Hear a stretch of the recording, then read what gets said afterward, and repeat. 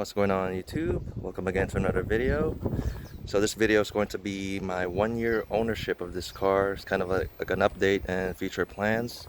So I just did the annual service on the car at Roselli's Foreign Cars in San Jose. So we did the oil change, F1 fluid flush, and coolant fluid. He checked it and topped it off, tested it for leaks and stuff like that. So everything else is good on the car. It needs nothing right now. So, but additionally, I also did. I talked about this on a previous video. I finally repainted my intake manifolds, as you can see there. I talked about this in the previous videos where I was going to postpone it for a while because I want to enjoy the car.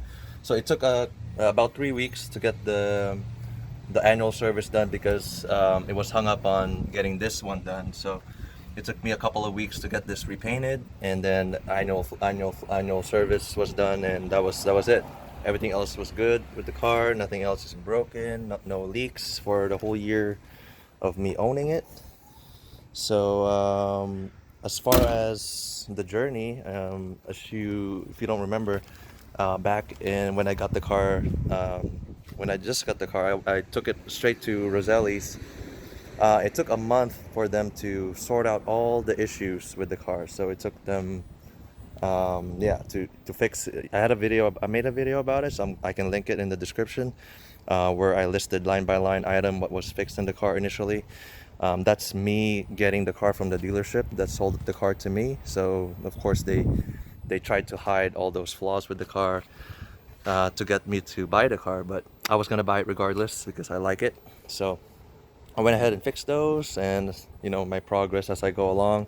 I did the paint correction, ceramic coating, tint the windows to protect the seats and the interior. I also did a full dash reupholstery. I made a video about that as well.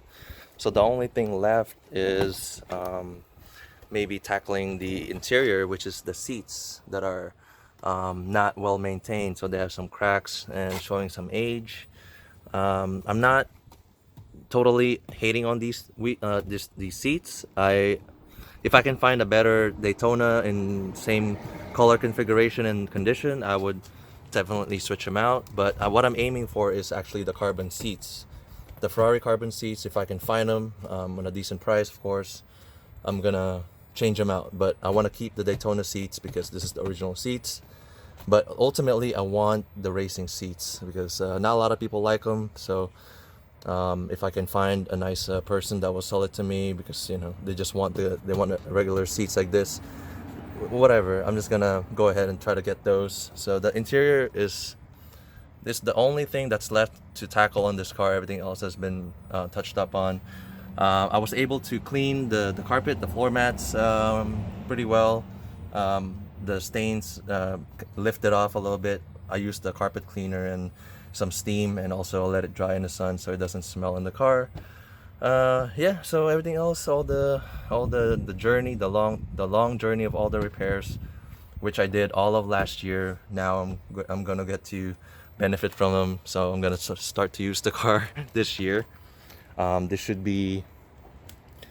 shouldn't be any more major repairs coming up, or if anything. So, but that's what everyone says, So yeah, so just a quick video. I don't want to make it too long.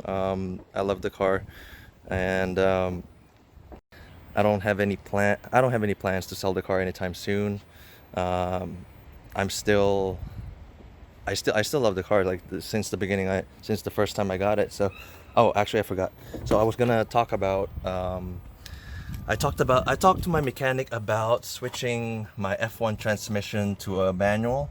So that's like a really big project that I'm just kind of brainstorming about. So he told me that there's pros and cons to that. The pros are obvious, the driving factor and the rarity of having a manual.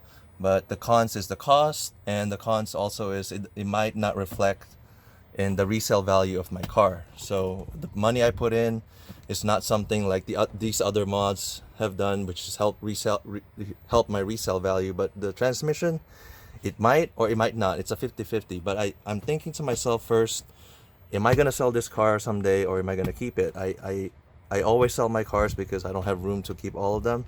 But because of the fact that this is such a good buy and all the effort that I did to restore this car, I was feeling like I should just keep it, as you know, it's my first exotic car, sentimental value.